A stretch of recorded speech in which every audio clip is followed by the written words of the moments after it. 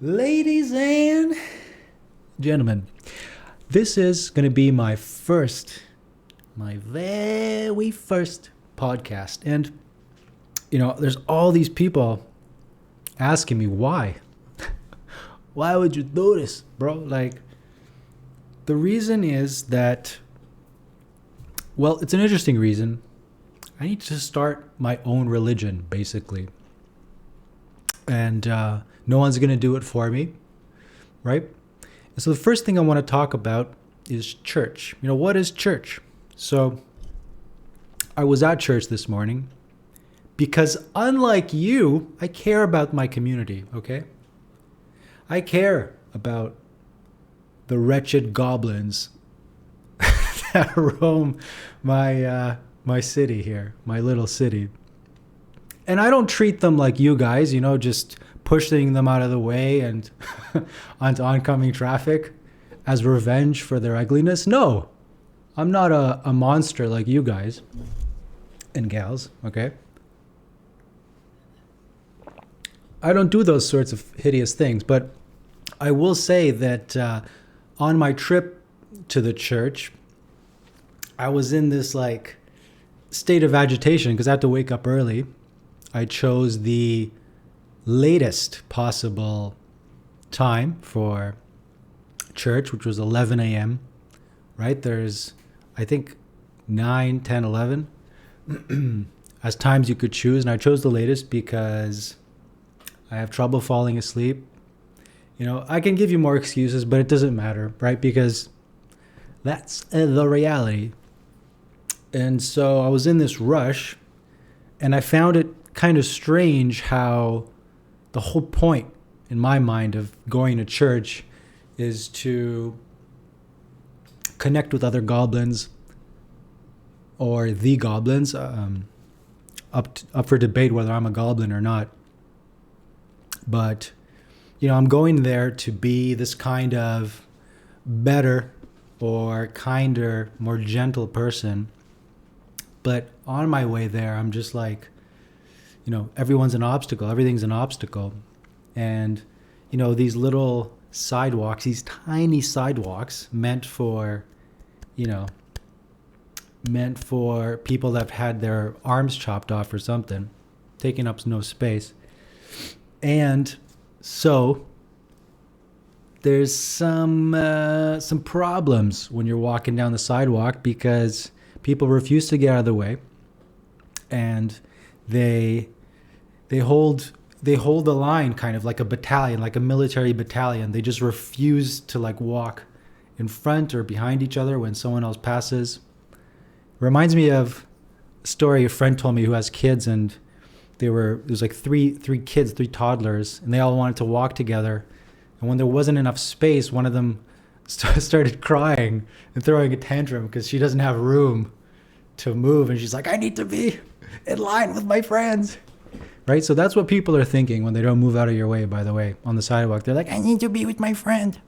Right? They're like little kids. They're basically little kids, but in a giant, weird adult body.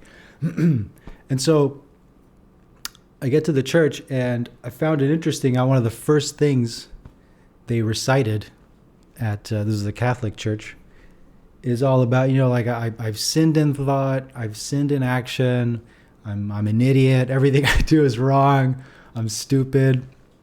And so that's a big relief, right? It's like kind of a club for losers, which, it would include anybody, like their standard, right? It's just like you have to love your enemies, pray for people who are messing with you. If people try to steal from you, you're supposed to just be like, take it, right? So it's this really high standard, which I think is pretty rough if you're going to be failing all the time, right? Like, how are you going to feel better about that, right? It's just like fail, right? But you got that. And so I think it's also interesting to mention that failure is almost embedded in the church ceremony or ritual. It's not a pageant, but Or is it a ceremony? It doesn't matter. Anyway, the point is that there's all these little things that you have to do, right? So, there's a certain moments where you have to say a certain thing, or you have to like move your hand in a certain way, and stand up, kneel, and especially when it came to, I guess it's called taking communion, like the little wafer, the white wafer that you take and you put it in your mouth.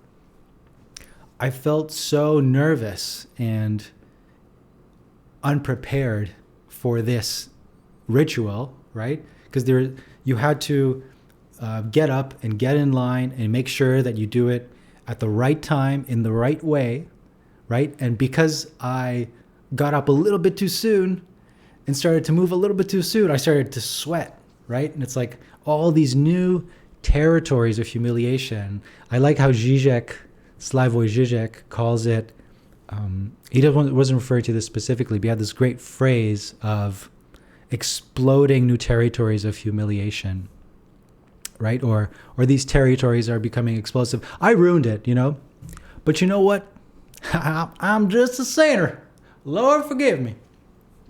And so that's the thing. So you got all these opportunities to be humiliated when you have rituals. But I will say that there's something quite satisfying in getting everybody to just follow the rules, even when the rules serve no function, right? So, for example, like the movement of the cross, the Signe Crucis, I want to say, because I'm super smart, dude. That's like Latin or something, dude. Like, do you even know Latin, dude? But the sign of the cross, right? So once you do that, I mean, do you really think it's going to, be some kind of efficacious physical event? I don't know, but it is nice to know that everyone is going to be doing the movement, right, in synchrony, in unison, right? It's not, I don't know if it's really meant to, bring you riches, right? It's like, oh, you do this, then God's going to be like, this is my dude, put you in his good graces, and then everything's going to go well for you. I mean, maybe some people believe that. I don't know, but I liked it because I'm a sheep, dude. No, I liked it because it signals a willingness to sacrifice caloric energy for the sake of the group, right? So it could be anything, right? We could just like wave our hands like this, right? Like Jesus is number one. And I know this sounds irreverent, and it is, but I don't mean it to be rude because I enjoyed it. It was a nice little thing. And so I would like to connect this, if I may, to the safety theater of masks and mandates and all these sorts of things, right? Because when I was at a restaurant for a poetry reading, everybody was maskless, right? There was like, let's say 20, 30 people in this little restaurant, and we're sitting like pretty close to one another. But then when you get up and you go to the bathroom, you're supposed to put on your mask, right? From the table to the bathroom. And so when people came back from the bathroom, they would sometimes have to wait for the person performing the poetry to finish so that they could come back to their seats. And during this interim, while they're waiting, they had to have a mask on, even if they're like right next to the table where they're about to sit down, right? They're having this mask on, right? And one guy, I guess, forgot it or something, so he just had his scarf covering his face, right? It'll look ridiculous because he's going to be sitting down next to people, being even closer, and then he won't have a mask on. But now he's doing it, and he's trying to have a mask on. And it's easy to make fun of this, right? Because it's theatrical. It's pointless. It doesn't serve necessarily any immediately obvious function. And yet, I would argue that the function it does serve is to signal a willingness to be concerned. Now, the concern might not be useful, right? It might not be that like someone's going to be at a smaller risk of infection because he's covering his face with a scarf for 2 minutes, right? But at least it shows that he's at least willing to entertain the vision of care, right? And so I think that if you were to compare some behavior around mask mandates to religion, I don't think that would necessarily make the mandates bad, right? Just because something's religious, I think doesn't make it bad at all. In fact, I would say that my trip to the church was a nice elevating experience. It made me feel quite nice in certain moments, especially when they had this great opera singer, and especially when he sang Hallelujah, I felt it through my body, right? And it's not like I couldn't go on YouTube now and just look up some kind of amazing song that would be as good or better than him, but something about the environment, something about the goal of this church, it was pretty good. And so yeah, shout out to that. But what is the goal of this church? Well, I guess one confusion that you might be forgiven for having, one reason you might be understandably confused, is that when we go to this church and they tell us like, oh, you guys are a bunch of idiots and you mess up all the time, and we're like, yep, we're all messers up. You might think like, well, are we just going to keep, repeating this and saying like, oh man, I should have been better, just over and over and over again? Like, if you do improve, or if we're trying to improve, shouldn't there be some kind of recognition of that improvement? Like, how would that improvement be illustrated in the ceremony, right? And that's a tricky one, especially because at the end of the service, I was really anticipating something like the United Church, which unfortunately is closed down the street, where there's an environment to mingle, right? To chat with people. And maybe it's because of COVID and mask, blah, blah, blah, but there's like this tiny lobby at the front, right? And it's either you take a right, go outside, or take a left, go through a little corridor and get to the parking lot, right? And so to me, it was like the actual sermon or the ritual serves to put you in like a particular state of mind, right? To live your life better, right? To be more loving, kind, etc.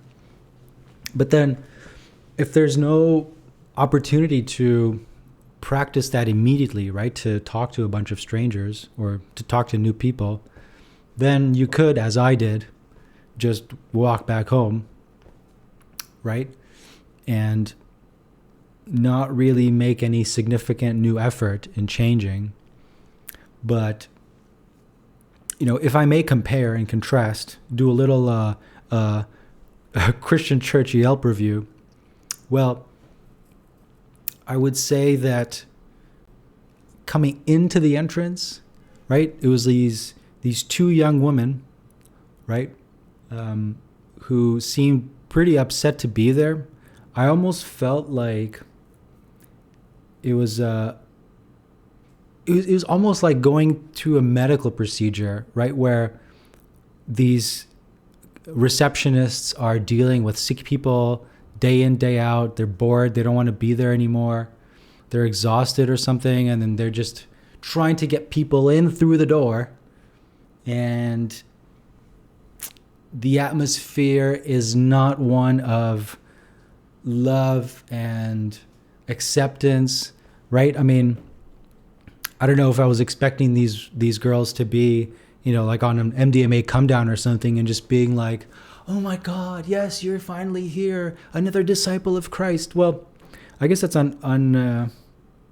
unrealistic. Although maybe in my church I will have MDMA receptionists. It's too bad that MDMA as a drug is pretty toxic, right? Like I haven't looked into the research much lately, but from what I know, and I don't know a thing or two, it is neurotoxic. So I don't think even in a threshold dose, as in, I don't know what it would be, 20, 30, 40, 50 milligrams. Actually, it's actually 75, but it doesn't matter. No, but some kind of small dose where you would feel the effects, right? And you just like feel overwhelming love for everybody. Even in those doses, I don't think it's safe because like you could do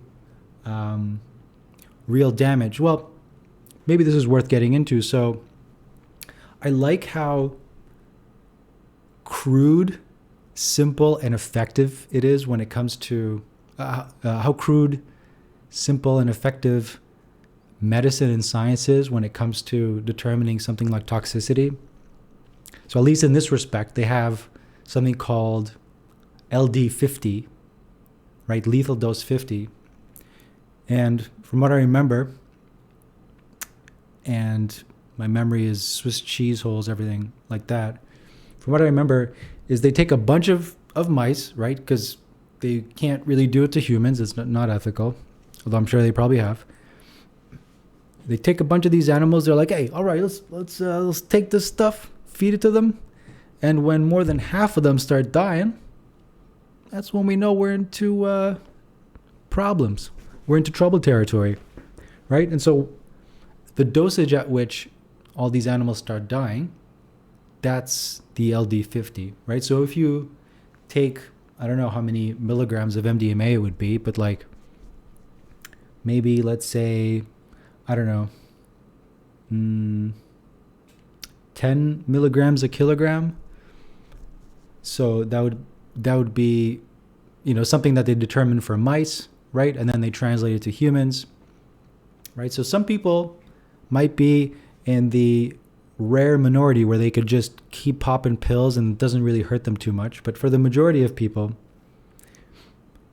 don't know if MDMA is recommended.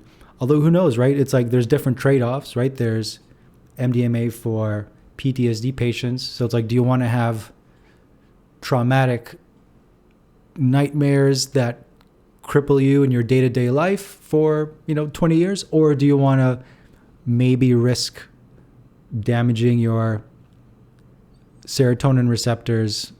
It's not immediately clear what course of action you take. Sometimes you lose either way, but man, that's a downer. Dude, sometimes you just lizard it. But it's kind of true, right? It's an unfortunate truth. Listen, I'm only giving you the hard facts, kid. Life's tough, but not really. So you got these non-MDMA receptionists, these women, and they're very, very pretty, at least by the eyes. And me, because my eyes are slightly like asymmetrical, they can tell that I'm a monster who deserves no sympathy, right? And so they ask me for my name, and they're just like, get inside, right? And then comes this important question, which I feel like you need to solve each time, right? Which is, where are you going to sit? Are you going to be like a bad, cool kid that sits in the back who's like, hands off, dude? Right? Are you going to be that kid? Or are you going to be the eager one, right? Who goes all the way into the front, and then like everything you do is going to be more scrutinized, which makes you more alert. So you sit up straight, right? And you set the example for the other people, and you have a more intimate relationship with the priest, right? Or are you going to be one of the blenders who go into the middle, and you don't want to be too chill, you don't want to be too eager, you want to just be in the middle. But then are you not reaching for your dreams? Are you refusing to reach for your dreams by not going into the front? Right? And so I took the compromise of sitting just a little bit ahead of middle, right? Just a little bit, right? So I'm not being too average or too much of a tryhard or too much of a slacker. I'm showing a willingness to strive, but not too much, right? Also, nobody cares about any of this, right? They're all in their own world. But nonetheless, there you have it, right? The let's say the politics of seating at a church. And I will say that the idea of having one long seat, I kind of like that because it forces people to accept the lack of boundaries, right? Or to at least recognize that they are setting boundaries between themselves and people, right? So it's like you can be as distant as you want from another person if it's just two people, right? But as you get squished together, then it starts to be a little tricky, right? And then they also sometimes have sections where I guess the pews are divided into sets of 3, where you have like the little kneeling bar where you go down, right? And you'd have to coordinate that with the person next to you, right? Whenever you put it down, move it back up. So there's some kind of teamwork there, which I like, right? Like normally sitting is such a passive activity. So if I imagine myself at a lecture hall, then there's really no reason for me to participate or acknowledge the person next to me, right? And I like it from a detailed perspective, how just having this little action, right? This mechanical action of working with someone else, right? Moves you outside of your own bubble. And of course, there's that moment later on where they ask you to acknowledge the person or people beside you, right? So you say like, peace to a person, right? And I noticed that there's at least a couple of ways to go about it. You can be kind of cool about it. Like the guy in front of me, he just, did the peace sign to people, right? Or you can be a very subtle nodder, right? You can just nod or bow to people. I think there have been times where, this was many, many years ago at St. Joan of Arc, where you would actually shake hands with people. Ugh. It's unimaginable now in COVID, right? But in COVID times, but I think they did that. What would it be like if everyone was encouraged to hug? Again, something that, during virus outbreaks, it's probably a pipe dream. But so there's that. And finally, right, there is the sense of singing, right, that brings people together, or of repetition, right, of certain phrases. And I mean, I dropped the ball on pretty much all of the instances where people had to, interject with like, and with your spirit, I don't know, something that you have to say when you're indicated to.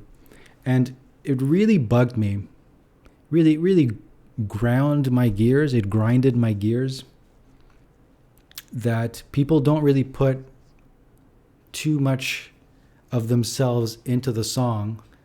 And I almost felt like there's a boisterous little toddler inside me that wanted to just belt it out, right? Hallelujah. Hallelujah, Lord, merciful and graceful, right?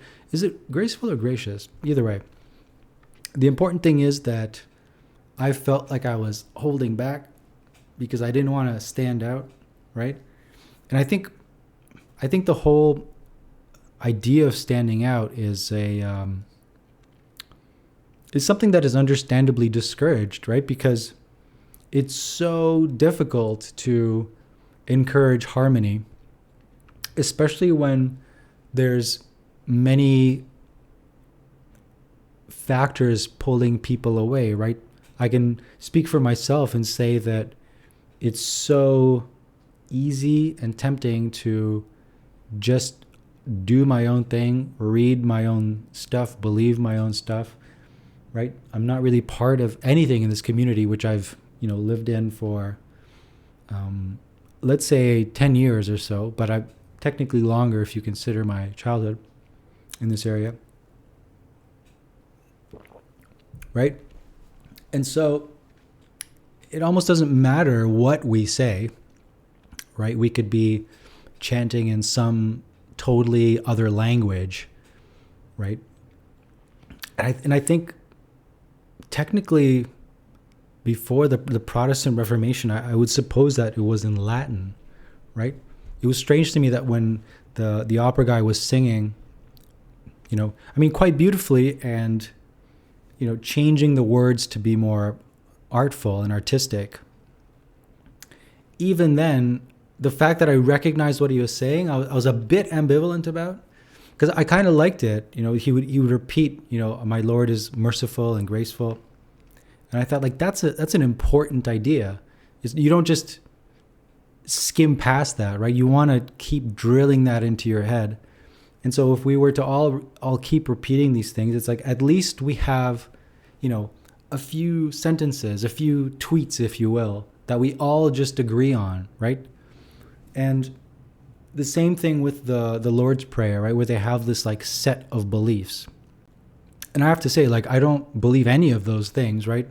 Like all the things about, I don't even know, like Mary's the mother of God, something about Jesus resurrecting. Like, I don't think any of those things are true, right?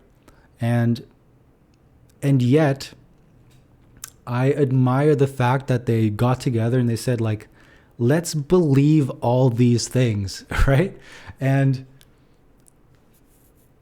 actually, the fact that none of them are true is part of its genius, right? Because it's like, I'm sure that if I was to set up, a tablet of 10 beliefs, in 2,000 years, all the science would probably change them to seem like maybe 3/4 truths or half truths or missing some important component, right?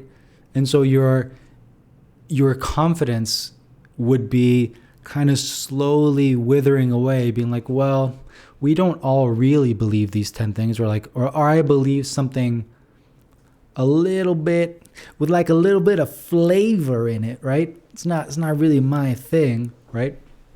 And so because of that, I almost like that none of it is true, right? They're all just fictions, just like made up ideas.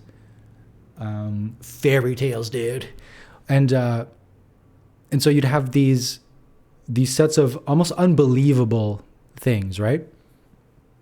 And so you start off kind of pushing away any thought of reality, right? Saying, we decide that we're going to create our own sense of cohesion with these ideas, right? No matter what happens, it's almost like a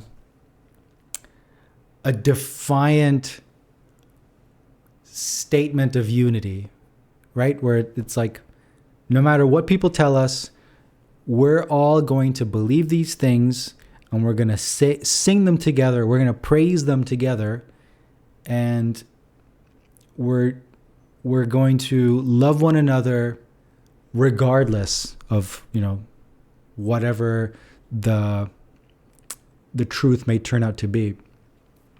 And there's quite some value in that, right?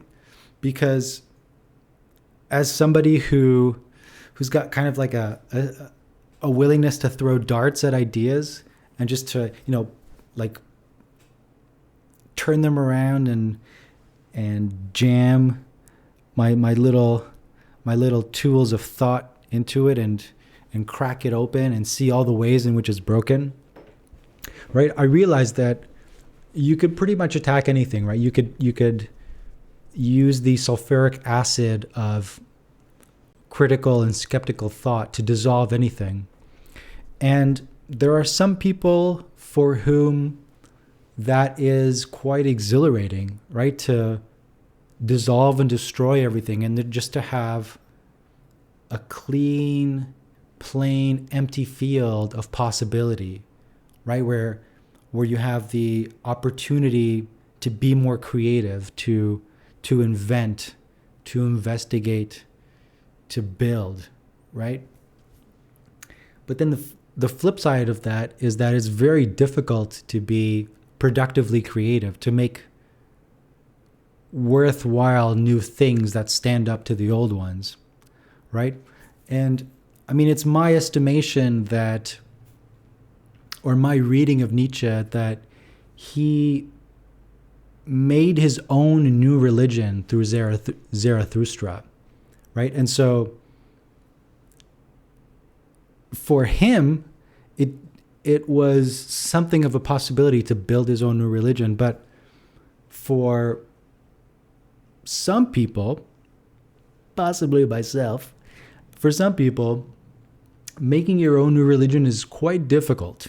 It's not something you pull off on a free long weekend, right? And so you have to kind of work with what you have, which is why I think someone like Jung or Peterson, they have quite a soft spot for Christianity, even though they are quite well aware of all of its shortcomings, right? But they're like, we don't really have time or the ability to build something completely different, so let's just kind of modify and tinker with what we have here. And I kind of get it, right? And so when it comes to making a new set of beliefs, well, I've tried to do that. This is something I've tried to do starting this year, where I've tried to write poetry with things that I believe, things that I wish I could always be happy repeating, right? Things that, I would treat as my Lord's Prayer, right? And I'll put a link in the description. I mean, who is going to watch this? Seriously, I'm 33 minutes into this and I'm still talking. And I'll tell you who. 1,000 years from now, when, I've already put out hundreds of podcasts and I've long died, the real listeners are going to be digging through, right? Seeing like, wow, how did this start? How did this incredible movement start? They're going to be going to this podcast and they'll be like, wow, he came a long way from this crappy new show. I mean, that's how it works, right? Like, I've been going through Tim Dillon's show. Amazing. He's probably the best comedian in the world. I say that having only listened to a small section, but he's amazing. And, I'm eager to dig through all the old ones and see his development. And, when you do stuff like that, when you dig through an old YouTuber's videos, you'll notice that every time you go lower or back in the archives, all the views tend to be lower, right? Except for it's like the first or the second one, because people are be like, well, I'm not going to go through all the old ones, but let me just see what it was like at the very start. So that's this one. But anyway, I was talking about beliefs, right? And so you're trying to structure beliefs. And I think this isn't just a matter of a nice to have, like a quality of life thing, right? Where you have nice beliefs that you believe and you carry around these beliefs, and it's like, well, I believe these things, it connects me to all these people. There's a sense of unity, and it's built on just fiction and fantasy, and yet that is enough. However, I would say that even in the cases that, especially, it's especially important in cases where your life is on the line. And I'll give you an example. So I was once going through some procedure. I think it was a colonoscopy, but it was anyway something that involved full sedation, right? They pump you full of, I don't know what chemical it was, propofol. It's the thing that Michael Jackson OD'd on, I think. Although they might have changed it, because the one that Michael Jackson OD'd on was like really pleasant. It made you feel really good, right? Which is why he got addicted to it and died, I think. But they came out with a new one, which actually might be propofol, whatever. They came out with a new one, which doesn't make you feel as good. It's not quite as addictive, and which is too bad, right? You don't wake up feeling like euphoric and happy. You're just kind of back to normal. And anyway, so you go under this sedation, and I was like lying down, and I have very little trust in the people working there. One of the women was like loudly coughing onto like the computer screen she was working on.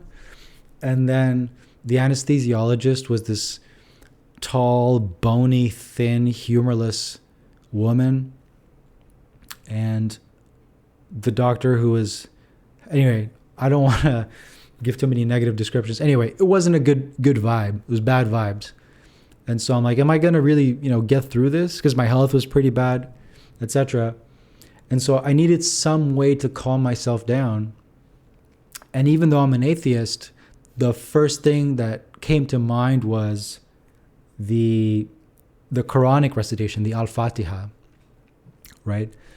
And that paired with the image of walking through Medina, right, in Saudi Arabia, where it's all marble, it's all white marble, and white architecture, and everyone's wearing white. It all feels just so peaceful and clean, right? I mean, I just imagined myself there. So it's all white marble, and then you'd have the mountains in the distance, and then the I keep forgetting the name of this thing, but it's this green mosque where Muhammad is buried. So this big bright green mosque, and then mountains in the distance, and a blue sky, either dawn or dusk, something dramatic, right? So walking down there, just peace, right? And then Al-Fatiha, and it's and I'm not going to sing it now because I don't want to get flagged on YouTube. But no, I'm just kidding. But so I was reciting Al-Fatiha in my head, right, to calm myself down, right? And it was pretty effective. I mean, either way, whatever you think, it doesn't really matter, because the drugs are going to kick in either way, no matter how crazy your heart rate is or how nervous you are. But it does seem to me like it's important to be able to face death squarely and with a strong and healthy mind. And so the question is, what kind of thoughts do you want passing through your head as you die, right? Like, that seems to me to be an important question for for your whole life, right? What kind of thoughts do you want to pass through your head as you are living your life day to day, right? I like how Corrado Pensa, he's a Buddhist teacher, meditation teacher in the Thai forest tradition, I want to say. Maybe learned from Ajahn Chah. Anyway. Yeah, I would say Ajahn Chah would be one of his main influences. I mean, many others, right? He's a very well-read person. Like, he came out of the Christian tradition as well. Anyway, so he talks about the mind being a sacred space, right? And kind of when you think about it, how many, fish and chickens and veggies and oxygen molecules have had to circulate to build up your brain and your mind. To have like a functioning mind is a sacred thing. It's set apart, right? How many minds are there in the whole universe? Not too many, right? It's probably just this planet. Probably, but who knows, right? Anyway, again, see, we get into this idea of like what is it really? Like, is the mind really sacred? Let's take a critical look, right? It's not really going to help, because like the answer is going to be so impossible to find that you just have to make a decision, right? And be like, we decide on this. Maybe it's a fantasy. Maybe truly objectively the mind is not a sacred space. It's just some weird effect from a piece of meat in your head, right? Whatever, right? But if you do decide that your life matters and you want to affirm life, if you do make that decision and then you appreciate the sanctity of life and the sacred status of your mind, well, then you come up with the question, what do you want to pass through this sacred space? What will you allow in? And another thing Corrado said is that in certain cases, you will have uninvited guests, right? There will be many people, ideas, I get ideas, feelings, hunches, moods that will pass through this sacred space, kind of like a unwanted storm, right? But there's nothing you can really do about it, and except just wait for them to leave, kind of. I mean, maybe there are some small adjustments, right, that you could make, but let's go with this idea that sometimes you will just have thoughts passing through your head that you don't want to be there, right? You just have to wait for them to come in and come out. And so what will you choose, right? What will you try to focus on? And I wasn't quite satisfied, or I'm not quite satisfied with using necessarily things like Al-Fatiha, as useful as it is, or the Lord's Prayer, right? I think there has to be something better. And I've tried to find that, right, by writing my own poetry. But then I've come to the realization that, these are using someone else's words, right? Because words are a social phenomenon, right? They have to be socially agreed upon to have agreed upon meanings of these words, right?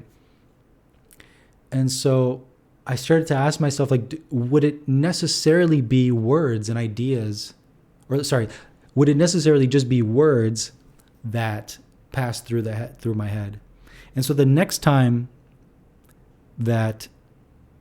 following time that I had an endoscopy down my stomach and that I had to be sedated, I decided that instead of focusing on words, I would just focus on images, right? So one way to put myself to sleep, to calm myself, is I imagine putting on my shoes, tying the laces, opening the door, putting the key in the door, right? Walking outside, opening the door outside, looking at the sky, looking at the trees.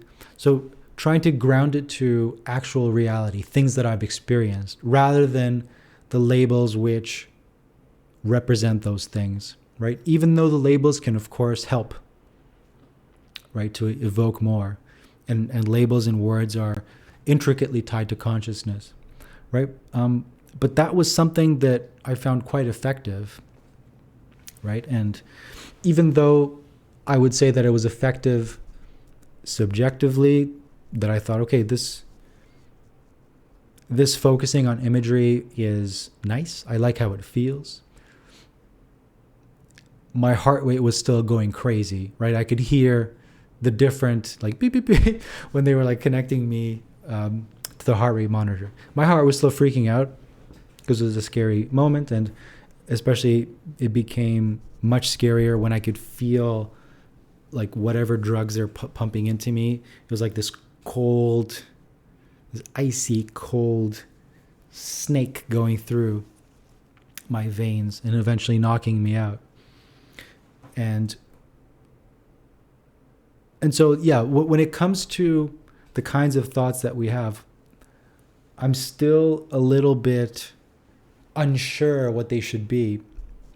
But, whether they should have less of a role than images. But I have noticed that my tendency of my default mode of thinking is just attack, like, right? It's like, this person said this thing, but they were wrong, and I'm right, and I can't believe this person said this, or how am I going to deal with this?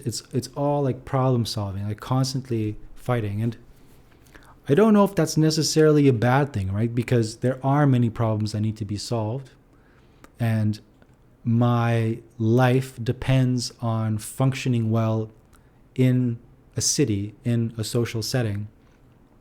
And because of that, I need to be able to understand other people and understand what's going on and have an intelligent way to approach situations that guarantee success for myself and for others, and so on, right?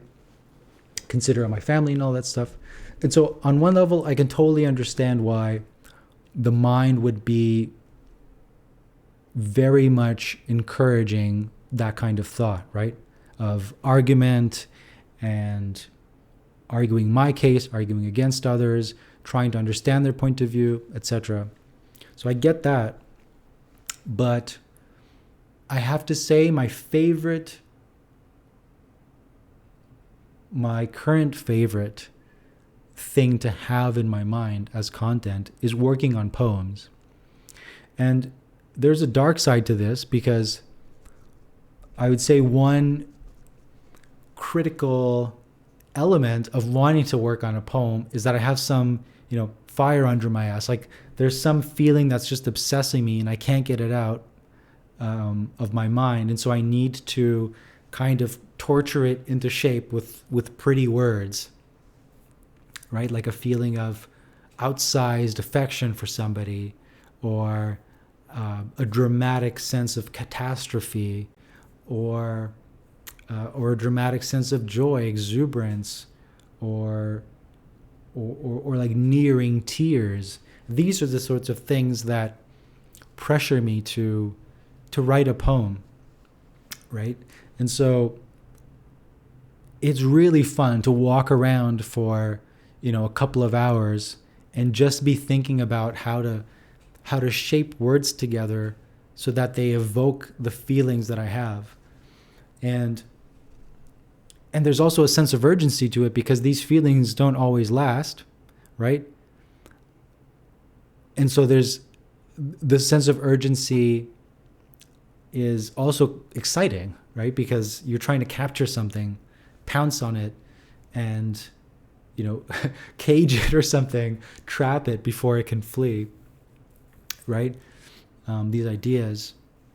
And so there's an excitement there. And by being able to capture it properly, you have it for a much longer time than would normally be the case. So instead of feeling this crazy adoration for somebody and just having it pass, like, it's a normal emotion, right? You could kind of hold on to a scent, to a familiar scent of that. Or so instead of, just like dumping the whole perfume bottle on yourself as you would in the moment, you'd have little wafts of it when you reread the poem or you rework it. And so I like that. I guess a problem I would have with that is there's a certain unsustainable intensity to it, to be like these like crazy intense poems, right, of feelings or just like falling and, oh, I can't go on, or, oh my God, yes, life is amazing, that kind of thing. There's a certain unbalanced intensity to it. So I don't think it's something you could do every day. And sometimes it's just nice to stand and stare at the sky or a tree or a bird So there's that. But another thing I like about poems as a sort of religion, or poetry as a sort of religion, is that it kind of revels in its uselessness. So going back to the idea that there are certain useless signals that incorporate you into a unity. There's a uselessness in poetry that binds you to kind of like these stragglers of society that just like refuse to kind of get their head back on straight, right? And just do practical things and live practically, right? They're just swimming in this pink, yummy sea of feelings and impressions, right? And there's something childlike about it, if not sometimes childish, right? Of being willy, being willy. There's something childish in being willy. It's not like an adult thing to be willy. No, a willingness to be playful, to enjoy language as language rather than as a tool to get somewhere else, right? Kind of like babbling, like blah, blah, blah, right? Something fun about that. A more sophisticated form of babbling, right? And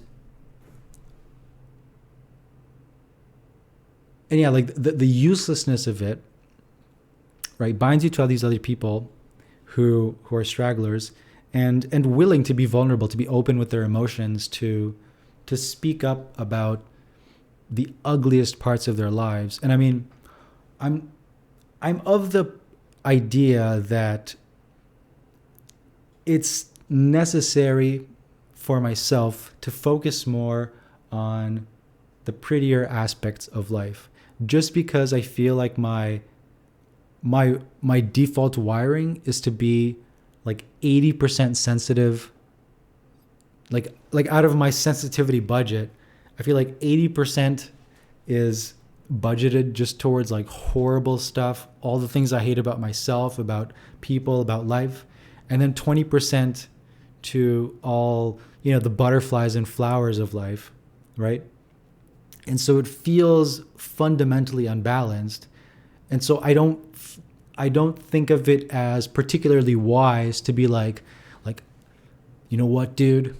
I just look at the reality of life, man, right? It doesn't really seem like reality if the programming of my perception system is not neutral, right? So how could you have a neutral, objective perspective on reality when your whole perspective making machinery is not neutral, right? And so I think there has to be some effort to whittle away to whittle away at this imbalance, right? I don't think I could get it to 50-50, but with that effort of bringing in balance in mind, I will say that even when I read poetry that's like super despairing, I still appreciate the fact that there was some effort put into morphing it into something beautiful. And of course, this is the most cliched thing to say, right? Because so many love songs have been written out of misery, right? It wasn't that these songwriters were necessarily always just like, I'm happy, everything's great, we're in love, it's going perfect, there's no problems, right? There's many songs which were written because the person was heartbroken and miserable and didn't want to just wallow in misery, right? To just having their feelings break them. So they thought, okay, well, let's make it into something that makes me feel good, right? What if I, transform this mud into gold, right? It's a sort of artistic alchemy that takes place when you do this. And so the unity I feel with other poets is one of trying to transform the world into something sacred, into something set apart. Now, how can you set the world apart from itself? Well, by setting apart, I mean casting a certain gaze on it, right? And of course, you can kind of take that gaze and just like stretch it all the way out till it covers everything, which is very difficult, right? Because, I mean, gaze, whenever you think of your eye gaze, it is very limited, right? You only have like this tiny little fovea, where you see some sort of detail, and with it, you get the impression that everything else around you is detailed, but that's just a fake trick, right? Because everywhere you look, it looks detailed, but that's just a little trick your brain plays on you. And so you might think that you've blessed the whole world with a sanctified gaze, but really it's usually just a small part of it. And maybe the intensity of that part, the detail of that part, makes you think that it flows out everywhere else, but that's probably not realistic. And so, for example, you might feel a great love for a person, and you're like, this person just makes everything amazing. Everything's beautiful because of this. Now, is everyone who's in love, are they going to be acting beautifully to every person all the time? Probably not, bro. Probably not. So, so for example, someone like Ginsberg, where he talks about how everything is holy, holy, holy, holy, right? That's a mood you can get into. One which I shall try to achieve one day. And so, And so, yeah, we're almost coming up on the hour. And I want to thank God and my mom and dad for this. And, yeah. So to recap, church, cool. Poetry, good. And, stay safe. And, thanks for making it to the end. I don't think anyone on this planet has listened to the whole thing, except for my neighbors, I suppose. I don't know if they're spying on me, dude. What if the government's spying on me, dude? Listening to my podcast. Well, it is strange, though, how if I was to just pace in my room and, deliver this monologue to myself, they'd be making calls, right? To get me some kind of mental health help. But if I'm talking in front of this little Logitech C920X webcam, whatever it's called, right? In that case, it's cool, right? Because it's going to be shared with other people.